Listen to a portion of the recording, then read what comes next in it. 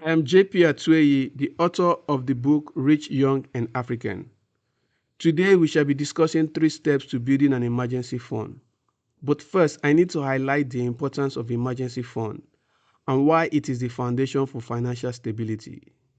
Building an emergency fund is a critical strategy for building wealth.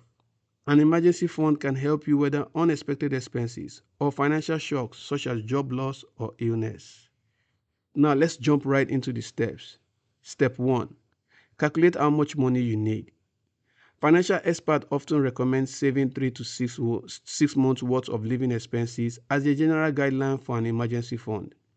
This is because it is believed that 3 to 6 months should suffice in managing your unexpected situation and ensuring that you do not run out of funds, ceteris paribus, which means all things being equal. All things are usually not equal in Nigeria, so I often recommend to Nigerians that you aim for 12 months of living expenses. Do not forget that your rent is paid annually in Nigeria and not monthly like in the Western world. So you should have at least 1 year of rent set aside, which will be different from your usual monthly savings towards your rent renewal. Step 2. Start small and save consistently. After doing your calculation and seeing how much money you need to set aside, you may find the amount you need to be intimidating. Do not panic. Let me show you how to go about it.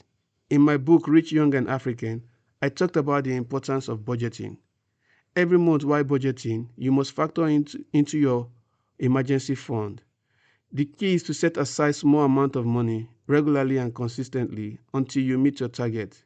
You may have to cut some non-essential things to be able to build your emergency fund.